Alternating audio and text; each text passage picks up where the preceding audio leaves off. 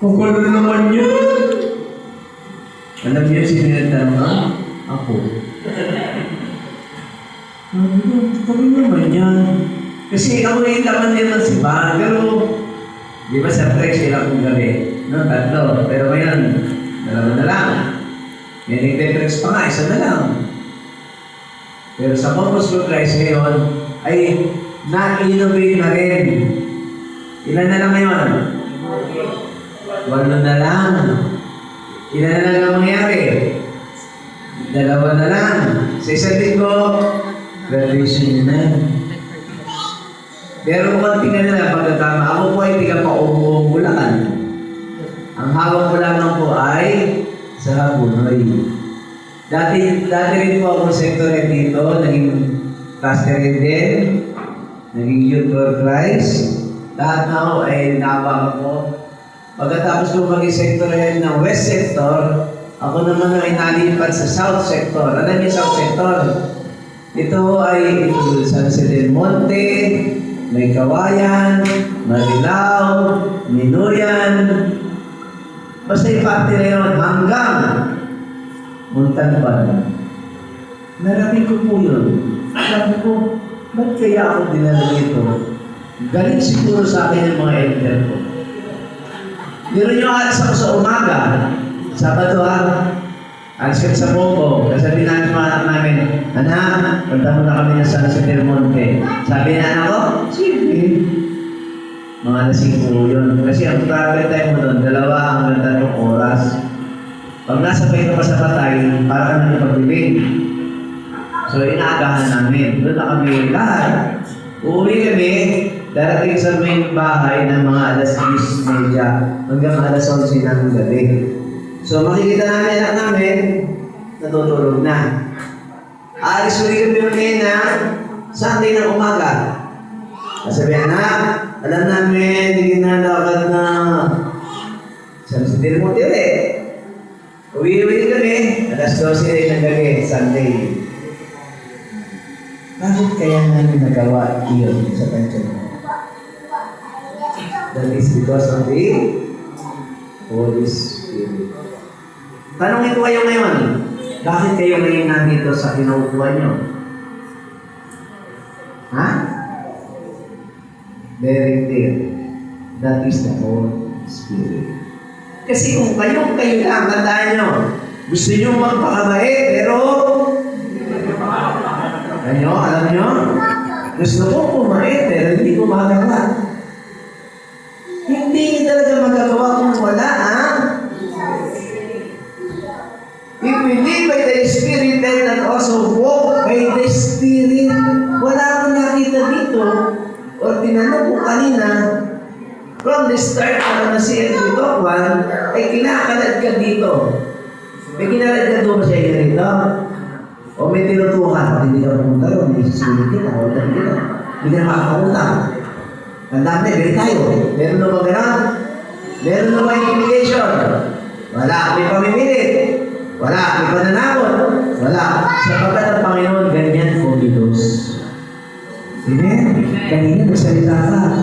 Pinaiyak ka ba? Inunog ka ba? Hindi. Lalo yan ay gawa ng ating Panginoon sa Kristo. Sapagkat sinabi ng Panginoon sa Kristo, ako ay yayao sa ibabaw ng mundo, subalit sa aking pagyao, ako ay maging imanan, magbabantay sa inyo. Sino yan? Yan ang Banal Espiritu Santo. Amen? So ngayon katabi nyo ang Holy Spirit. When there are 2 or more gathered in His name, He is in the midst of us. Sa Tagalog, kung may 2 o higit pang nagkakatipon sa pangalan ng ating Panginoon sa Kristo, ay nandito siya sa ating kalagitnaan. Buhay na buhay. Amen? Nakita niyo ang Panginoon sa Kristo. Tingnan niyo katabi. Amen. Buhay na buhay sa Kristo. Kapatid, walang ginawang pangit ang ating Panginoon. Tandaan nyo. Nakakatandaan natin yan. Ito ang manifestation. Pag nakita nyo ng pangit ng katabi katabi nyo, wala na sa iyo ang Panginoon sa Kristo. Yung mga kagalit-galit mong kapatid, pag nakita mo, naku, ang kapatid ko nangangailangan to. So pag nangangailangan to, tinanggap mo, ano ibig sabihin ito? Ikaw ay nag-educate sa iyo, nabubuhay sa iyo, Panginoon sa Kristo, ang banal ay ang Espiritu Santo. Intimano sabihin mo, may ka pangangailangan to at pwede kong matulungan to. Nasa iyo ang Panginoon sa Kristo. Nasa iyo ang banal na Espiritu Santo. Pero dahil naku, ito naman, bakit na to? Naniwala ka, kinukilig ka na ng demonyo. Ayan na ang demonyo sa tabi mo. Ngayong oras na ito, eto si Jesus Cristo, sa tabi mo banal na Espiritu, makinig ka kay Bernadette. Nakinig ang demonyo. Ngunit naman ito sa sinasabi niya na kung ka na lang. Isipin mo yung problema mo. Bukas lunis na naman. Diyos ko. Problema na naman ba ako ng anak? Papasok sa inyo yung problema. Sino ang may gawa niyan? Dalawa lang naman yan eh. The good and the bad. Saan ang bad? Sama. Ang good is, Sapagkat sinabi niyo ng Panginoon, I will never leave you nor yung ibon ng walang nag-aalaga sa ipamawid ay nabubuhay. Yung damo na walang nagdidilig, nag-aalaga, nabubuhay. Ikaw pa kaya nalikha naman ang nilikha ng Panginoon? Pababayaan niya? Sample. Kayo ba'y pinabayaan na sa pagkain? Sa dasal pa lang natin, Ama namin, sumasalangit niya. Bigyan niyo po kami ng makakain sa araw-araw. Diba? Hindi tayo kumantos ng pagkain sa araw-araw. 3 beses lang para mabuhay. Pero ilang beses na ginagawa natin pagkain? 5 beses! Pagkatapos magtataka ka, ang tama-tama ako na. Kayo gagraduate ngayon. No? Mamaya, take-up pa rin natin yan. Gagraduate na kayo. Makikita niyo ngayon talaga sa inyo, manamit, bigyan niyo po kami ng i-remind natin yung mamaya. By the way, sabi ko nga, no, ito yung aking sabi ganito, malalusog. Malalusugan ako? Hindi, ano? Ano lang po naman kami talaga? Yung kahiro namin tapain talaga, no? Ayun ang aking bunso. Ito pa aking bunso. Ito ang aking gitna. Ito si Jaja at kanyang asawa. Ito po si Sister Sandra. Si Sister Sandra po ay hindi ko maisama sapagkat siya po ay stroke. Pag masyadong naiinitan, parang ano yan eh, yung radiator na marado kaya butas, nag-overheat. Pag nag-overheat, nag-collapse. Kaya nakikita niyo rin po siya sa mga susunod na panahon.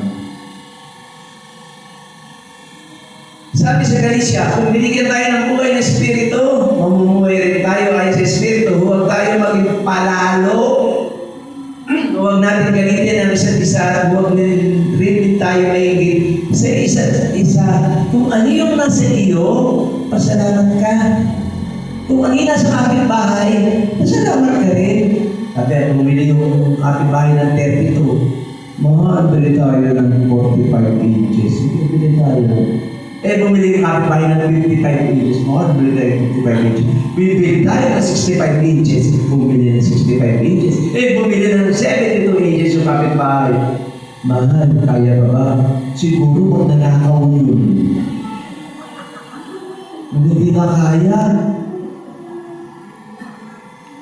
Kung ano yung meron tayo, makontento tayo. Sabi na, narinig natin, hindi pantay-pantay. Talaga nilikha ng Panginoon na hindi pantay-pantayan para makita natin na ang Panginoon ay nagbibigay ng karapat-dapat. Kita nyo, ina ng inibitahan ng kalumpit, 1,000. Pero kayo ang pumunta sa pagkat sinabi ng Panginoon, malawak ang aking pumasan. Subalit kayo ang mapalad na mamamahagi ako ng biyaya. Kung ayaw nilahayaan nila sapagkat may oras para sa kanila. Yung oras na pamamahagi sa pamamalakayan ng Panginoon, nasa inyo ngayon. So, nasa inyo ngayon ang biyaya. It's your time. Nakita niyo na nung nakaraan ko? It's just the beginning. Ito na, tawagin ka. Tapos na tayo dito. Tanong ko. Meron daw bang nakakita ng gulong dito sa inyo? Ano niyo yung gulong? Baka mamaya kasi wala pa nakakita ng gulong. May hirapan ako magbigay ng panayam. Yung gulong mo yung bilog, ano? Yung bilog, ano? Ito, ihalin ko na yung aking panayam. The outer rim, ito ba, ano? Nasa labas. This is the part of the wheel that meets the road. Siya yung sumasayad sa lupa.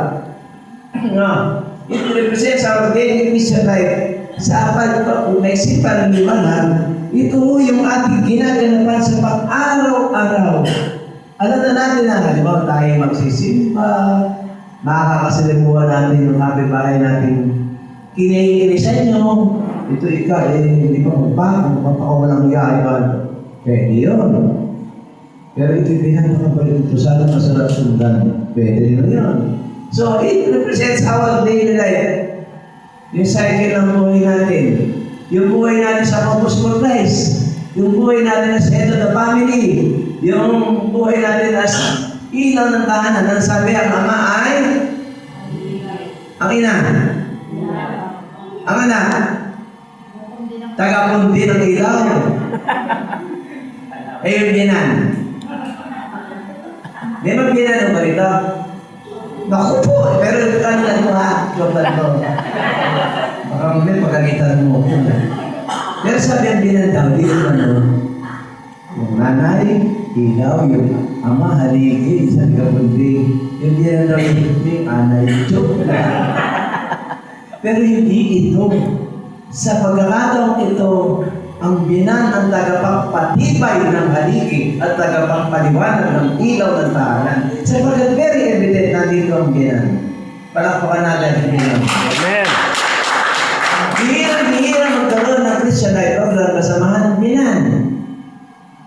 Sapagkat sabihin ko, focus po, mawalas buhay mo.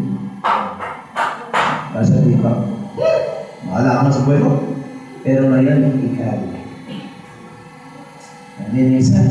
Kung sabi nga ni Rodri, kung matatandaan niyo ito, dapat ano na siya, general o colonel.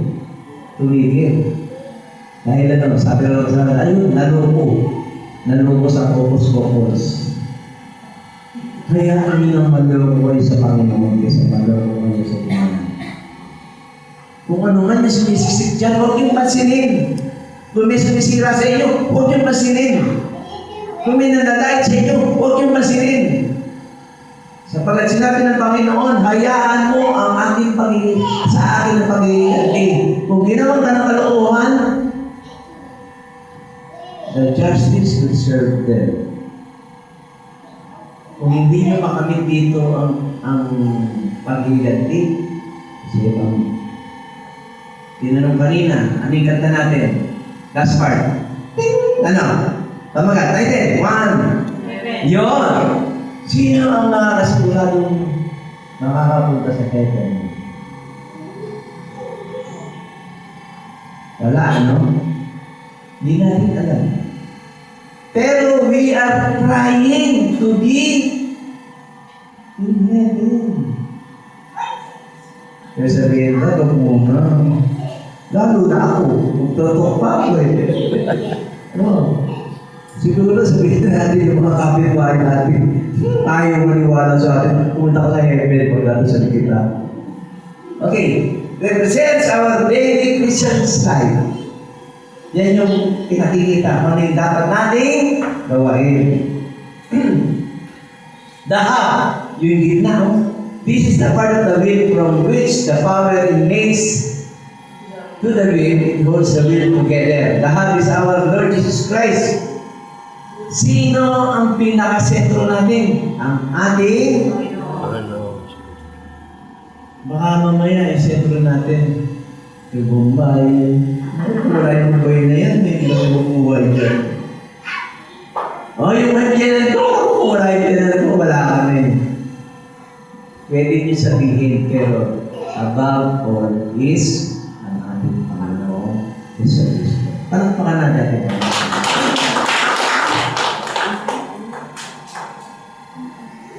These folks, parang mga rayos ngayon. Sino yung mag-link ngayon sa our daily Christian life at ang ating Panginoon? Sabi dito, it will speak the power and direction from the heart to the ring. Siya yung magbibigay sa atin ng koneksyon. Kasi useless kung independent ang Christian life tsaka ang ating Panginoon sa Kristo. Dapat nakakonekta tayo sa bawat isa. Paano ba si Kristo sa buhay natin kung hindi rin natin alamin?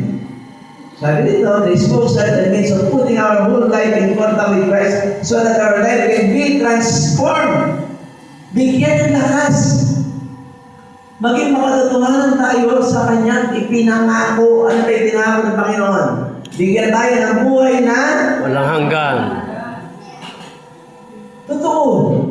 Sapagkat sinabi ng Panginoon, hindi na ito ang ating tunay na tahanan. Saan ang ating tunay na tahanan?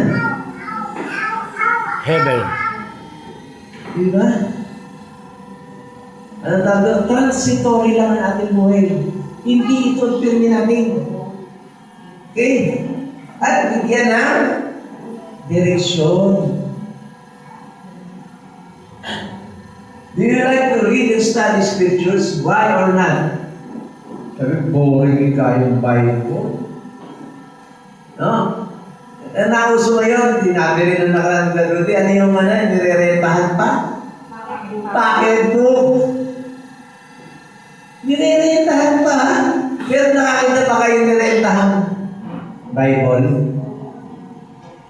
Alam niyo nung una, nag-household kami. Kasi pag dumating tayo, hindi ka kayo Bible, ano? Binabalot ko pa ng todo yung Bible. Wala hindi makita ng aking kapitbahay kung pare. At inilalagay ko sa puwet. Hindi ko na po ito. Atin ako, makisol, household. Kapatid, ako hiyang-hiya sa Panginoon. Bakit? Ito yung sasample dyan. Sister, ikaw halimbawa, anong trato mo, nakita mo, sa asawa mo, nakasukit na sa likod ng puwitan niya, anong mararamdaman mo? May isa, di ba? Hindi ba natin dapat ipagbayabang lalo ang Panginoon? Kaya dahil tayo ng mga sabatista, ng mga iglesia, ng mga born again, sapagkat sila very bold. Sinasabi nila, hawak mo ang Panginoon sa Kristo. Kaya ng Bible. They are very brave enough para sabihin nila, ito ang conviction ko, ito ang Panginoon ko. Kaya tayo, hirap na hirap. No? Bible alone. Why or why not? Bakit? Bakit? How do you pray? How often do you pray? What is the content of your prayer? Yung mga Muslims, sino nag-abroad na rito sa Saudi, UAE, abroad? O sige, huwag na nag-abroad. Dito na lang sa local. Dahil tayo ng mga Muslim. Muslim, ilang beses magdasal sa maghapon. Minsan, sumusobra po. Pag Ramadan, magdamag sila, 40 diya sila, nagdarasal. At hindi kumakain. Tubig lang. Pagdating ng hapon, sila kakain, konti lang din.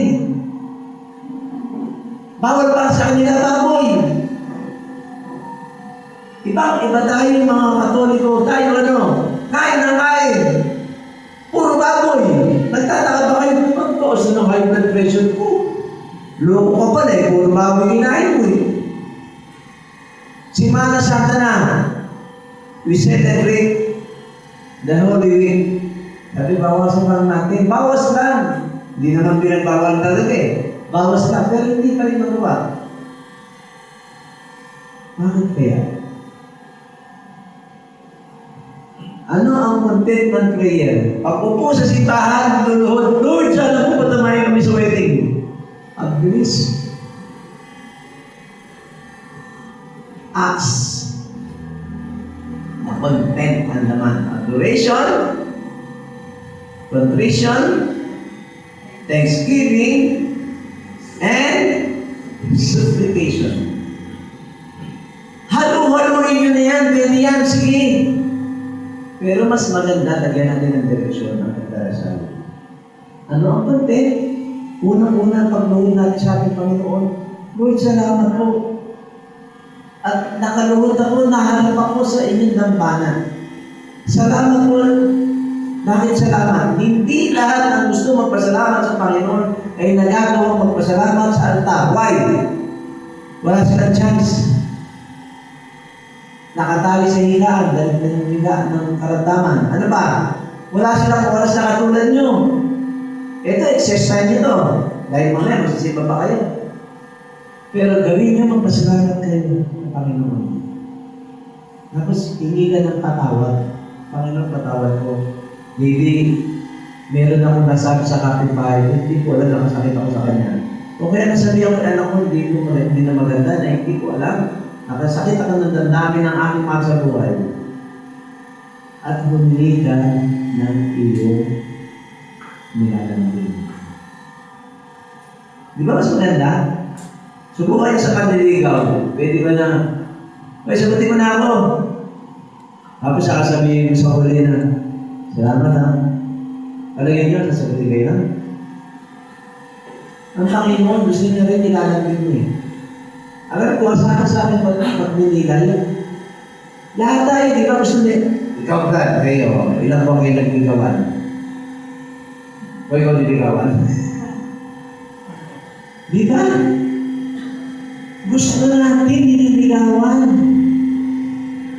Yung aking may bahay, nililigawan ko yun halos mag-isang taon. Magandang muli, sabi ko, ito pa, ayoko na talaga. Parang wala ko pinapasin, ayoko na, tama na. Maglilip ako dahil isang buwan yata, mag-isang taon, ayoko na.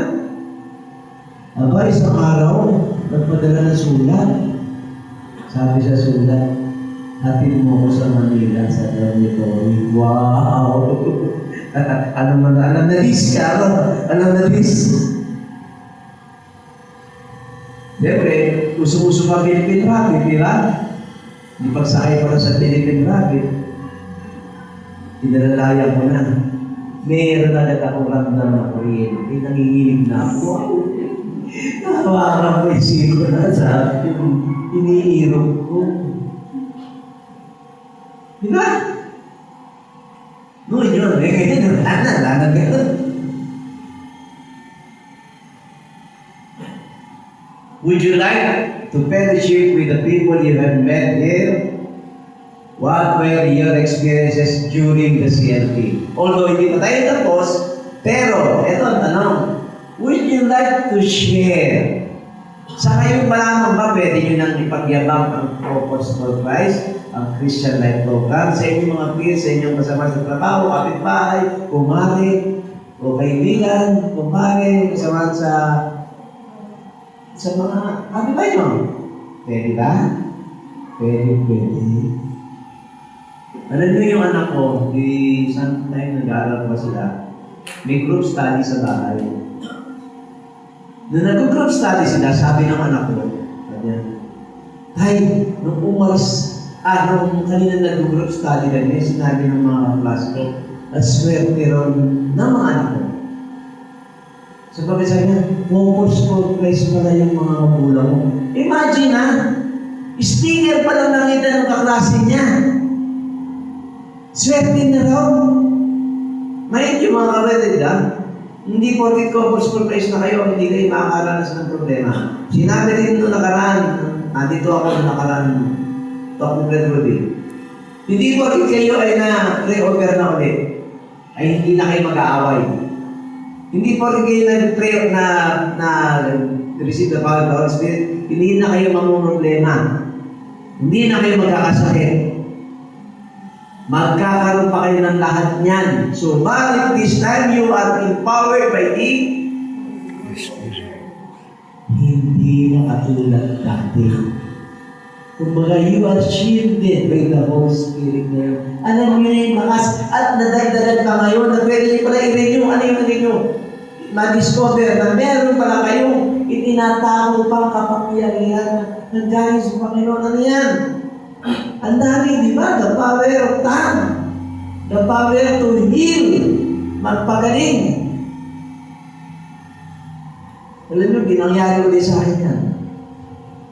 Sometime, siguro, anong taon yan, Bradating, nung na-hospital si Santa?